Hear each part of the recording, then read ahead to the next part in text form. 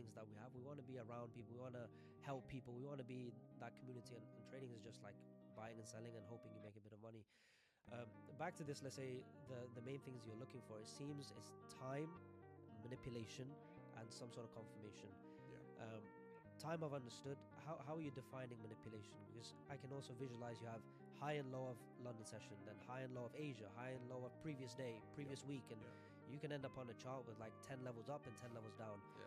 How do you know what's relevant, or is it just whatever arrives in your time window? I mean, yeah, like time is really the most important thing. Like right when market opens, and again, this kind of comes with market experience, but like, let's say Asian session high is like super fucking high up, and then London session high is like super achievable, and then we have a whole bunch of low resistance liquidity that's right here. It's or like trend line liquidity that like are just obvious lows that need to be taken out.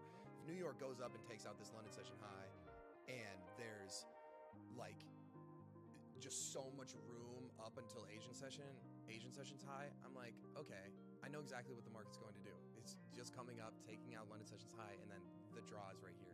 So for me, it's really just looking at draws on liquidity, and looking at the highs and lows and where the market is going to manipulate to first to fill orders, and then where it can take profit out. Sure. I finally have a special offer to share with all of you from the US or my futures traders, which is over 20% of the listeners of the show, and that is Alpha Futures, a leading futures prop firm that is working with Trader8 and NinjaTrader that are compliant with CME regulations. With the largest end-of-day balance drawdown in the industry and 90% profit splits and same-day payouts, and with the most competitive pricing in the industry, with accounts starting at just $79.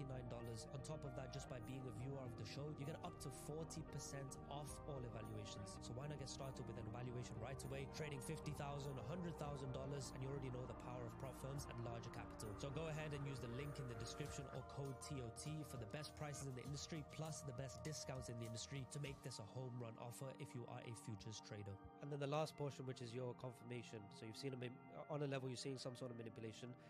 One could be seeing it as like, oh, it's going bullish and we're just creating higher highs, whereas you'll be saying, no, it's going high to grab liquidity and then it should reverse. Yeah. When you're in that the peak point where someone's thinking bullish trend and you're thinking it might reverse, what are you looking for that others are not? I mean, just like a lower time frame trend reversal, like just a break of structure on M5. Yeah, I mean, either a break of structure, or what I like to look for is just like, people call it different things, but like if we're in an uptrend, like the uptrend moving up towards those highs or towards those manipulation levels, I'm just looking for that to be invalidated. Cool. So once I see that get invalidated, it's like, okay, cool. We moved up, we hit a key level, and we invalidated the trend that's moving up towards that key level, where like ideally, if it did want to go higher, then it wouldn't invalidate the trend. It would just keep going. Yes. So if it does invalidate it, then okay, cool. I was right.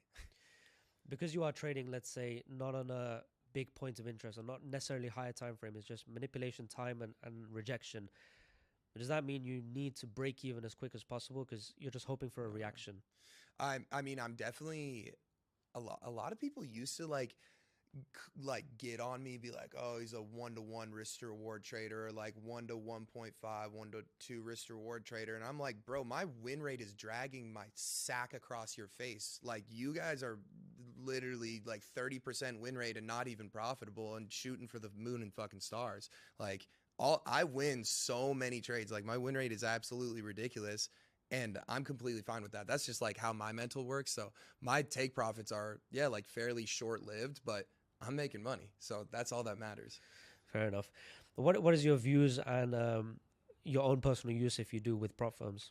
Yeah, no, I don't trade on prop firms. I used to though, and they're like, I mean, I think now there's a word like, when they started, it was like, awesome, this is an option. But now it's like people are like, this is the only option, and it's almost bad for beginner traders to think like that. I think they need to understand that it's a super good use of leverage to be able to, use their capital, which is super small right now, to be able to prove that, hey, I'm profitable, and then get a potentially really big payout, right? But then from there, you got to go into a live account, because prop firms aren't sustainable. They are literally built for you to prove that you're profitable within pretty much like a week or two span. You have to